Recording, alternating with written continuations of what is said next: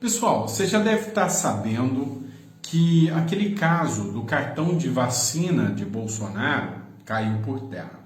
Foram publicadas várias matérias sobre esse assunto e eu vou citar uma para vocês aqui do Terra Brasil Notícia, que foi reverberada por uma influenciadora digital, cujo codinome aqui do perfil dela do Twitter é Van Liberdade. E ela escreveu o seguinte, só para constar aqui para vocês, tá? E agora a casa está caindo pro PT. Ela colocou aqui, abre aspas, fala dela, não é minha, Partido das Trevas. Embora eu possa concordar. Bomba. Secretário de Saúde da cidade do Rio admite que foi ele que manipulou dados de Bolsonaro no cartão de vacina. E não o coronel Mauro Cid. O porquê que eu estou utilizando essa matéria aqui para vocês? Mauro Cid está preso por uma ordem do ministro Alexandre de Moraes.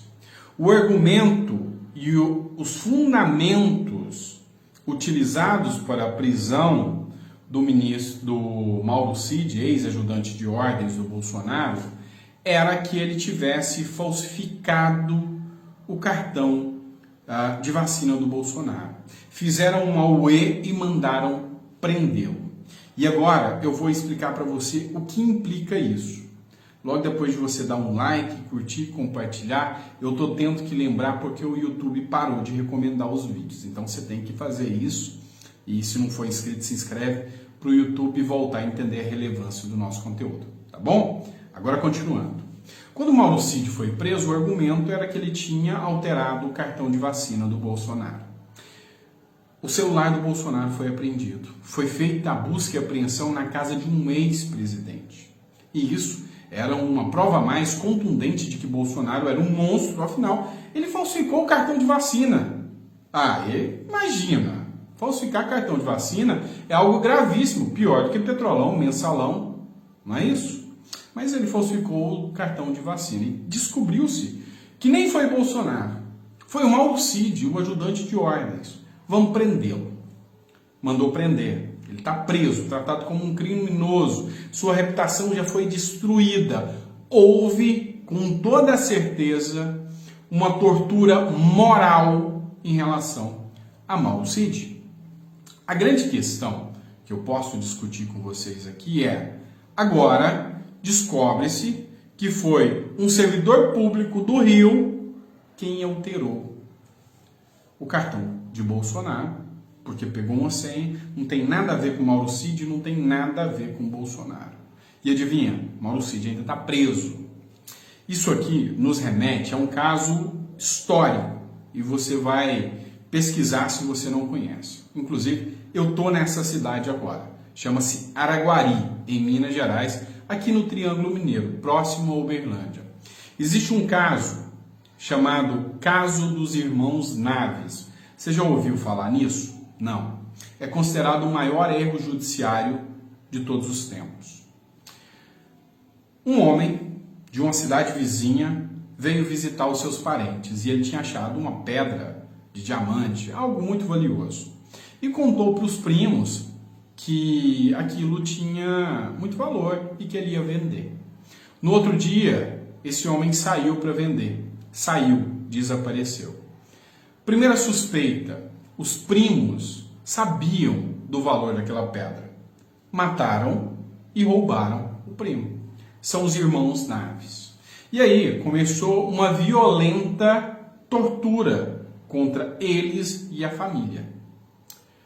Algo tão tenebroso a ponto de abusarem da própria mãe de 70 anos na frente deles para que eles confessassem o crime. Algo horrendo, criminoso, macabro. E esse caso ficou muito famoso. E aí, depois de um dos irmãos já ter falecido na cadeia, depois de um irmão ter ficado em estado deplorável de saúde na cadeia, o homem que estava desaparecido apareceu, ele não estava morto. E aí, o grande ponto dessa história é que ele só tinha saído para gastar o dinheiro escondido e não contou para ninguém, nem para os pais, ele só queria torrar o dinheiro. E aí, A indenização veio depois de que todos os irmãos, todos os que foram violentados e abusados já tinham morrido. Família, os herdeiros, recebeu a indenização. Mas a grande questão é essa. Nos dias de hoje, para o pessoal aí que critica tanto o ativismo judicial, responde para mim, ainda existe erro judiciário? Ou isso só acontece com as minorias? Não acontece com opositores políticos? E se existe erro judiciário? Existe a tortura moral, psicológica e, ouso em dizer, a tortura social, porque depois de tanta calúnia e difamação contra Mauro Cid, eis que vai ficar difícil voltar ao convívio social, não é isso? Vamos lá, mais uma matéria para vocês. Matéria do Estadão. Esse aqui é o Twitter do Estadão, tá? Antes que algum desavisado venha falar que é fake news, fonte da matéria, o Estadão. J.R. Guzzo escreveu o seguinte, já que se fala tanto em golpe, proibir Bolsonaro de disputar eleições é golpe, sem golpe, e repressão política em estado bruto. Pois é um editorial do Estadão. Aqui o J.R. Guzzo diz o seguinte, que essa escalada autoritária contra Jair Messias Bolsonaro, mesmo que você não goste dele, é ser conivente com o autoritarismo, com a perseguição e com o golpe. Pois é, meu amigo esquerdista, eis que, sim, o Estadão chamou você de golpista. O golpista é você, que quer tirar um opositor político porque está com medinho. Sabe por que está com medinho? Porque vai ser triturado nas urnas depois de tanta coisa errada que a esquerda vem fazendo. Dispute as eleições, tenha coragem, hombridade e não tentem perseguir alguém só porque tem medo ou porque eu discordo da gestão dele. E detalhe, foram 4 anos de destruição em massa que a mídia preparou contra Bolsonaro. Para agora, as informações que chegam dizem que não era bem assim. Lembra da história da fila do osso, que o Brasil estava destruído?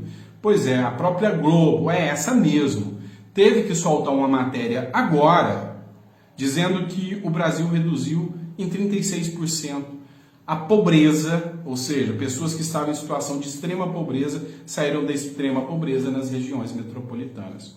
Mentiram muito durante 4 anos e isso é fato, não há como desvencilhar disso. Por fim, mas não menos importante, tem mais uma matéria que eu queria tratar com vocês. Matéria da revista Veja. É uma matéria que representa a vergonha nacional.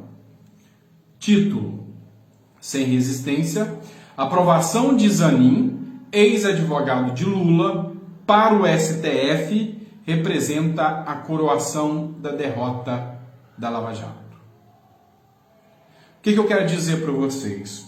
A Lava Jato foi um dos momentos históricos mais importantes que um país corrupto, um país que nasceu, e essa história é bem difundida, que nasceu a partir de bandidos e criminosos que eram exportados, extraditados de um país colonizador para cá, para jogar o que eles tinham de pior para o Brasil. E trouxe para nós, com toda certeza, um histórico de corrupção, um histórico de abusos, um histórico de crápulas que conseguiram se organizar e tomam o poder dia sim, dia ou não, aqui no Brasil. E aí, quando a Lava Jato nasceu, apesar de haver críticas, houve excesso na Lava Jato? Houve excesso, pode ser. Mas em qual caso específico, em que questão específica? Se houve, puna-se esse excesso. Qual o tipo de excesso que aconteceu? O ex-juiz Sérgio Moro, à época, soltou uma matéria, um áudio da Dilma com o Bessias. Ok. Qual a responsabilização dele por isso? Houve abuso? Não houve abuso? Isso aí interferiu no processo? Tem que ser analisado.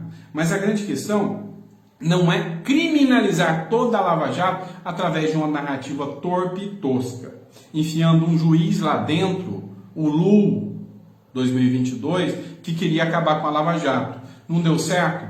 Enfia o advogado, maior combatedor da Lava Jato, um garantista que foi elogiado por Flávio Bolsonaro, para entrar no STF e junto com Gilmar Mendes e o restante, acabar de vez com a Lava Jato. Gilmar Mendes, dia sim, dia também, critica a Lava Jato, diz que é odioso a maneira que eles agiram, dá ranço, chama Curitiba de local de fascistas, que é um germe de fascistas. Então, é complicado você ver tudo isso que acontece e não se indignar.